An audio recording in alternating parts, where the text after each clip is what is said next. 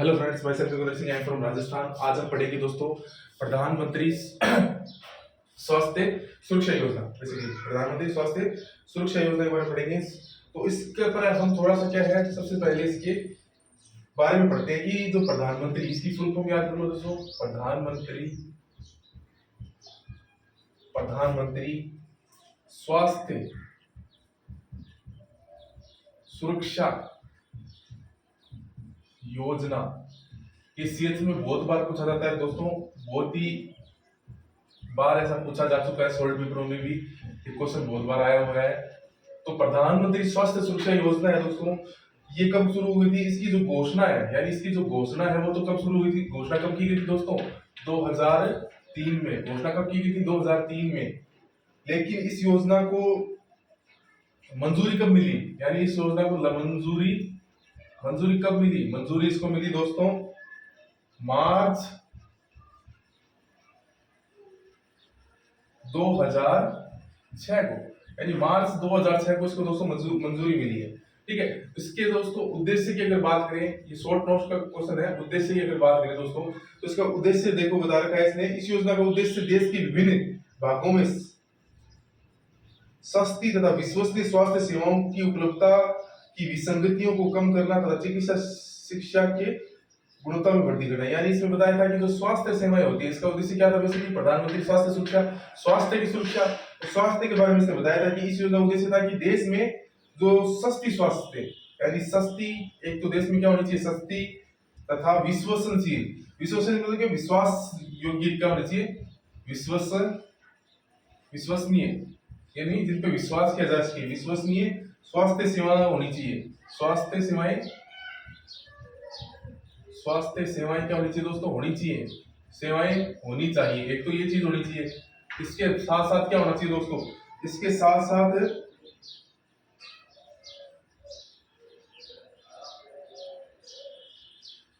तथा स्वास्थ्य की जो उपलब्धता है दोस्तों, स्वास्थ्य साधनों की जो उपलब्धता है दोस्तों, साधनों की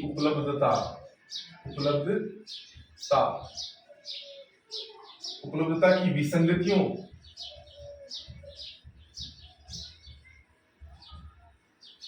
को कम करना और प्लस चिकित्सा शिक्षा में वृद्धि करना। चिकित्सा शिक्षा में गुणवत्ता पूर्वक वृद्धि करना। तो बेसिकली ये क्या है? इसके उद्देश्य है दोस्तों। क्या है ये दोस्तों? उद्देश्य है। तो सबसे पहले बात करते हैं दोस्तों प्रधानमंत्री स्वास्थ्य सुरक्षा योजना। प्रधानमंत्री स्वास्थ्य सुरक्षा योजना। तो दोस्तों प्रधानमंत्री स्वास्थ्य सुरक्षा योजना है, ये 2003 में तो क्या की गई थी? घोषणा की गई थी। इसकी प्रधानमंत्री स्वास्थ्य सुरक्षा योजना की घोषणा कब की गई थी दोस्तों? 2003 में घोषणा की गई थी। इसको आराम से याद करो। मंजूरी कब मिली थी दोस्तों? मार्च 2006 में, जस्ट इसके 3 साल बाद में। यानी 2003 में लागू हुई थी और 2006 में इसको क्या मिली? मान्यता मिली। अब इसके उद्देश्य क्या क्या है दोस्तों? बहुत ही इंपॉर्टेंट टॉपिक है। शॉर्ट नोट्स में आएगा, आप ऐसे लिख दो एज इट इज, जो बता रखे हैं आपको पूरे से पूरे नंबर आएंगे। ठीक है। सस्ती तथा विश्वसनीय स्वास्थ्य सेवाएं होनी चाहिए। यानी जो भी स्वास्थ्य सेवाएं होनी चाहिए, यहाँ पे स्वास्थ्य सेवाएं मैंने नहीं लिखा क्योंकि स्वास्थ्य सुरक्षा यहाँ पे आ रही है। यानी स्वास्थ्य सेवाएं जितनी भी है वो कैसी होनी चाहिए? सस्ती होनी चाहिए तथा विश्वसनीयता पूर्वक होनी चाहिए। यानी उनमें विश्वास हो, ऐसी ऐसी मतलब झूठी चीजें ना हो। सस्ती होनी चाहिए, विश्वसनीयता, यानी उसमें क्वालिटी होनी चाहिए स्वास्थ्य सेवा के अंदर। दूसरी इसी के अंदर जुड़ी हुई है कि स्वास्थ्य साधनों की उपलब्धता की विसंगतियों को दूर करना। ठीक है। स्वास्थ्य साधन है, अब स्वास्थ्य सेवाएं हैं वो हमें सस्ती चाहिए और विश्वसनीय चाहिए, और तुम्हें स्वास्थ्य जो हमें सुविधाएं चाहिए उनके लिए स्वास्थ्य साधनों की जरूरत पड़ेगी। अब साधनों की जो उपलब्धता है दोस्तों, उसमें कोई ना कोई विसंगतियां आएंगी तो उनको क्या करना दोस्तों? कम करना। स्वास्थ्य सेवाओं के अंदर जो विसंगतियां आती है, स्वास्थ्य सेवा की उपलब्धता होती है, उसकी जब विसंगतियां आती है तो उसको क्या करना दोस्तों? कम करना। अगला है दोस्तों चिकित्सा शिक्षा को गुणवत्ता पूर्वक वृद्धि करना। यानी चिकित्सा शिक्षा यानी मेडिकल जो एजुकेशन है उसमें क्या करना? गुणवत्ता पूर्वक क्या करना? उसमें वृद्धि करना। तो ये बेसिकली इसका क्या है? उद्देश्य है। उद्देश्य दोबारा सुनो उद्देश्य को। सस्ती तथा विश्वसनीय स्वास्थ्य सेवाएं होनी चाहिए।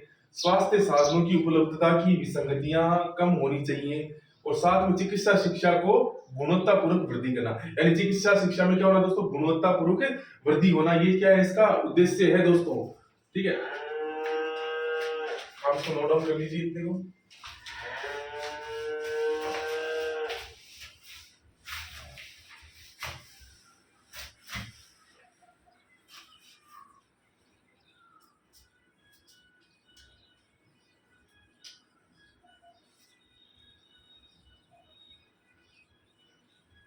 अब इसका कार्यान्वयन यानी इम्प्लीमेशन की बात करते हैं दोस्तों। इम्प्लीमेशन,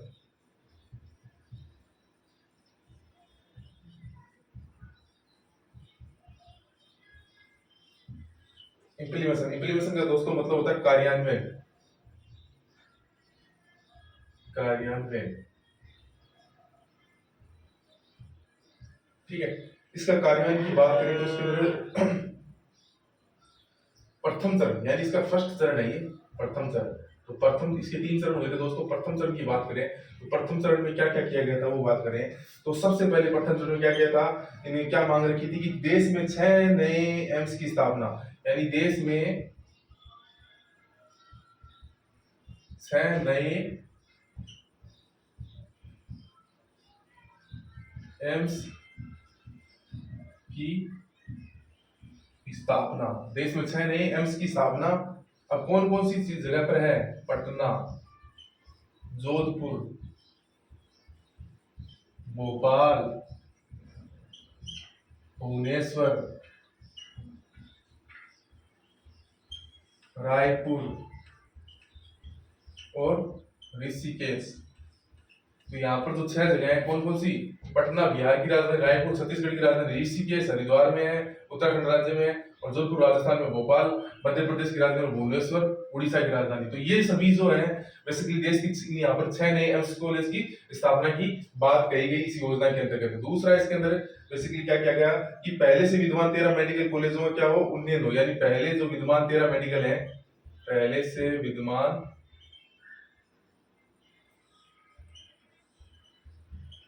13 मेडिकल कॉलेज हैं, उनका क्या हो दोस्तों, उन्नयन हो, यानी उनका क्या हो, अपग्रेडेशन हो, उनका उन्नयन हो, यानी इंक्रीजमेंट हो उनका। उपरोक्त 6 संस्थानों में, और जो ये 6 एम्स संस्थान है इसमें क्या किया गया था दोस्तों, ये 6 एम्स संस्थानों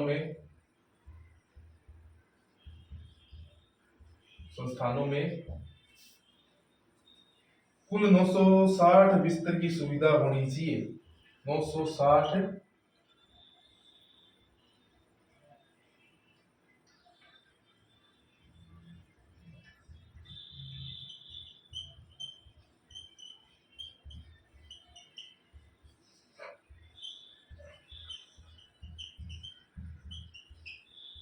कहने मतलब जो 6 एम्स संस्थान है उनमें कितनी होनी चाहिए, 960 कुल बिस्तरों की सुविधा होनी चाहिए। इसमें अब बिस्तरों का आवंटन किया गया है, तो ऊपर देखो जैसे 500 बेड होते हैं दोस्तों, कितने बेडों का वितरण किया गया है, 960 का।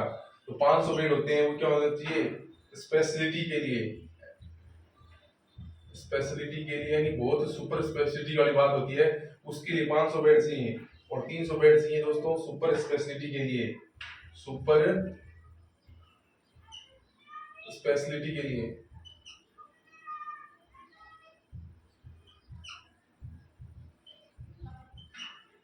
तीन सौ बेड सुपर स्पेशलिटी के लिए। इसके अलावा दोस्तों 100 बेड आईसीयू और एक्सीडेंटल ट्रॉमा के लिए।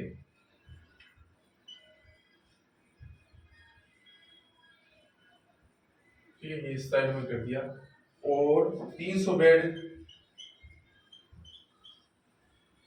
सॉरी 30 बेड आयुष के लिए, और 30 bed physical mechanical and rehabilitation, जिसको पीएमआर कहते हैं, फिजिकल मैकेनिकल एंड रिहेबिलिटेशन के लिए 30 बेड। तो टोटल बेड की संख्या कितनी, 500, 300, 500, 400 की, तो 900, 900, 960। टोटल बेड कितने हुए दोस्तों, टोटल टोटल 960 बेडों की होगी। तो इसमें सबसे पहले देखो क्या बता रखा है इसने, इसमें देखो इसमें सबसे पहले बता रखा है कि इम्प्लीमेशन की अगर बात करें तो उसका प्रथम चरण की बात करें तो देश में 6 नए एम्स की स्थापना करना। अब देश में 6 नए एम्स कहाँ पर होंगे दोस्तों, एक तो पटना में होगा, एक भुवनेश्वर में होगा, एक ऋषिकेश में होगा, एक जोधपुर में होगा, एक रायपुर में होगा और एक भोपाल, रायपुर, ऋषिकेश, जोधपुर, पटना, एक भोपाल में होगा। तो इस तरह से कितने होगा, 6 जगहों के ऊपर एम्स की स्थापना होगी। और जो ये एम्स की स्थापना होगी यहाँ पर कितने बेड होंगे, 960 बेड होंगे। उनका वितरण किस प्रकार से होगा वो देखो, इसमें देखो जो 500-300 बेड होते हैं वो तो क्या होंगे, 500 बेड है दोस्तों वो तो सुपर स्पेशलिटी के लिए और 300 सुपर स्पेशलिटी के लिए और 100 बेड किसके लिए होंगे, एक्सीडेंटल ट्रॉमा के लिए होंगे और 30 बेड आयुष के लिए होंगे, 30 बेड फिजिकल मैकेनिकल रिहेबिलिटेशन यानी पुनर्वास के लिए होंगे, ठीक है, पीएमआर के लिए होंगे 30 बेड, टोटल 960 बेड होंगे। इसके बीच में एक बात कही इसने कि पहले से विद्यमान जो 13 मेडिकल कॉलेज है दोस्तों उनका क्या करना, उन्नयन यानी उनमें क्या करना, प्रोग्रेस करना, उनमें उन्नयन करना। तो देखो मेरी बात को सुनो पहले, देश में 6 नए एम्स की स्थापना करना। देश में 6 नए एम्स कहाँ भी बनेंगे, पटना, जोधपुर, भोपाल, भुवनेश्वर, रायपुर, ऋषिकेश। इसको कैसे याद करोगे, पटना बिहार की राजधानी है, भोपाल मध्य प्रदेश की राजधानी है, भुवनेश्वर उड़ीसा की राजधानी, रायपुर छत्तीसगढ़ की राजधानी, ऋषिकेश उत्तराखंड में, जोधपुर राजस्थान में। तो इस तरह से इसको याद हो जाएगा ये, ठीक है। फिर दूसरी बात करें तो इन्हीं 6 जो एम्स संस्थान होते हैं उनमें 960 बिस्तरों की क्या की सुविधा होनी चाहिए। अब उस सुविधा में क्या क्या होनी चाहिए, 500 बेड होनी चाहिए स्पेशलिटी के लिए, 300 बेड होनी चाहिए सुपर स्पेशलिटी के लिए, 100 बेड होनी चाहिए आईसीयू एक्सीडेंटल ट्रॉमा के लिए, 30 बेड होनी चाहिए आयुष के लिए और 30 बेड होनी चाहिए पीएमआर यानी फिजिकल मैकेनिकल रिहेबिलिटेशन के लिए। 960 टोटल, ठीक है, यहाँ पे कोई दिक्कत नहीं।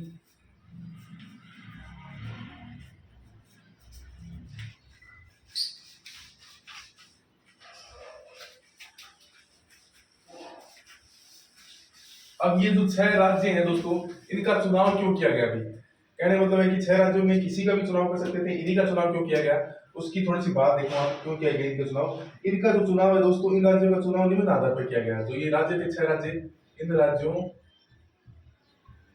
या फिर इन राज्यों का चुनाव निम्न आधारों पर किया। कौन कौन से आधार थे, तो सबसे पहले इसमें आधार है दोस्तों वो है human development index HDI, human development index के आधार पर। दूसरा दोस्तों साक्षरता के आधार पर, साक्षरता के आधार पर, साक्षरता के आधार पर यानी यहाँ पर साक्षरता अच्छी थी या कम थी उसके आधार पर हमने यहाँ पे बनाया, ठीक है। उसके अलावा जैसे इन्फेंट मोर्टेलिटी रेट यानी IMR है उसके आधार पर, उसके कारण। और चौथा नंबर पे आता है दोस्तों population socio economic status, socio economic indicators, socio economics indicators. तो ये जो 4 थे, 4 प्रकार के आधार हैं, उनके आधार पर ही क्या बनाया गया था इन राज्यों में बेसिकली चुनाव चुना गया था एम्स के लिए। तो कौन कौन से आधार थे, सबसे पहला एक बात करते हैं IMR। IMR क्या होती है, infant mortality rate. Infant mortality rate, infant कितना होता है, 1 साल से कम होता है। तो 1 साल से कम का जो बच्चा होता है उसकी जो मृत्यु की संख्या होती है और उसी वर्ष में जन्मे 1 साल तक के बच्चे होते हैं इंटू 1000 तक करते हैं, तब क्या आती है, IMR आती है। अगर IMR के आधार पर क्या, सोशो इकोनॉमिक इंडिकेटर्स के आधार पर क्या गया, साक्षरता के आधार पर क्या गया, और HID की क्या होती है, ह्यूमन डेवलपमेंट इंडेक्स के आधार पर क्या किया गया, इनका चुनाव किया गया। यानी ह्यूमन डेवलपमेंट इंडेक्स के आधार पर, साक्षरता के आधार पर, IMR के आधार पर, सोशो इकोनॉमिक इंडेक्शन के इंडेक्टर्स के आधार पर इसका चयन किया गया। ये हो गया प्रथम चरण दोस्तों। अब बात करते हैं द्वितीय चरण की।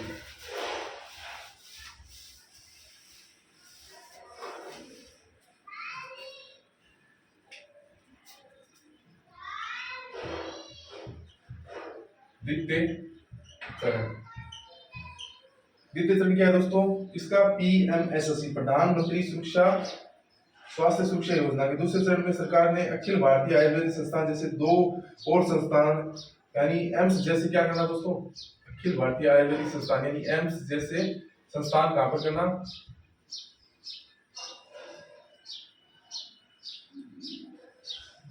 एम्स जैसे संस्थान कहां पर करना, 2 और खोले गए यानी 2 एम्स जैसे संस्थान कहां पर खोले जाएंगे, बेसिकली पश्चिम बंगाल व उत्तर प्रदेश में यानी यूपी में और वेस्ट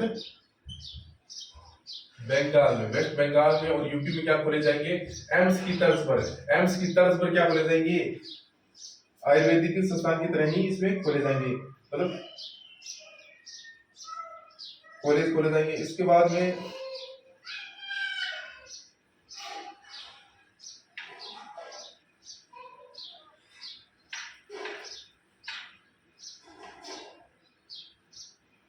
और 6 मेडिकल कॉलेज, 6 जो मेडिकल कॉलेज है दोस्तों, उसके क्या क्या उसके उन्नयन को मंजूरी दी। 6 मेडिकल कॉलेज के उन्नयन को क्या दी दोस्तों? मंजूरी दी, मंजूरी दी। उसमें देखो कैसे पढ़ना आपको कि द्वितीय चरण में बेसिकली हुआ क्या था कि द्वितीय चरण में उत्तर प्रदेश तथा वेस्ट बंगाल में एम्स की तर्ज पर ही क्या बनाए गए थे? कॉलेज बनाने की घोषणा हुई और 6 एम्स मेडिकल कॉलेजों का क्या हुआ दोस्तों? उन्नयन, यानी उनके क्या होगा? ग्रोथ के लिए मैं बेसिकली बात की गई। और एम्स जैसे संस्थानों के निर्धारित 823 करोड़ रुपए थी, यानी 823 करोड़ क्या थी दोस्तों?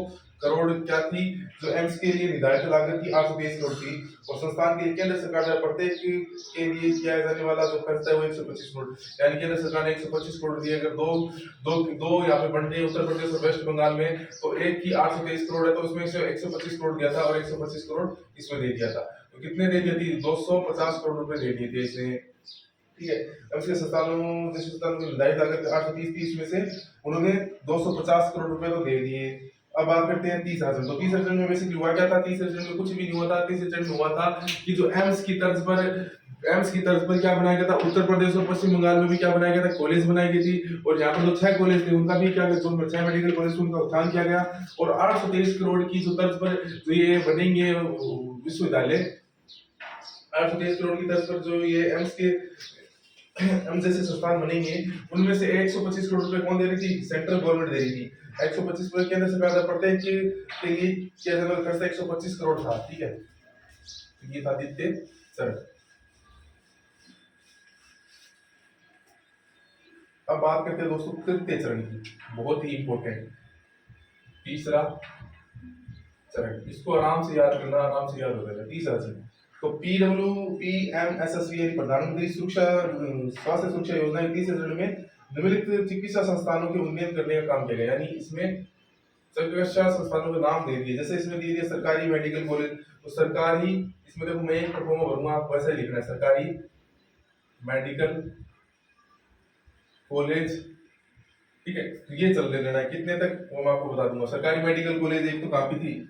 झांसी, कहाँ पे थी दोस्तों? झांसी। अब झांसी कहाँ पे है दोस्तों? उत्तर प्रदेश में। झांसी कहाँ पर? उत्तर प्रदेश में। दूसरी मेडिकल कॉलेज कहाँ पे थी? सेम प्रोसेस, दूसरी वो थी रीवा। रीवा कहाँ पे है दोस्तों? मध्य प्रदेश में। रीवा कहाँ पे है?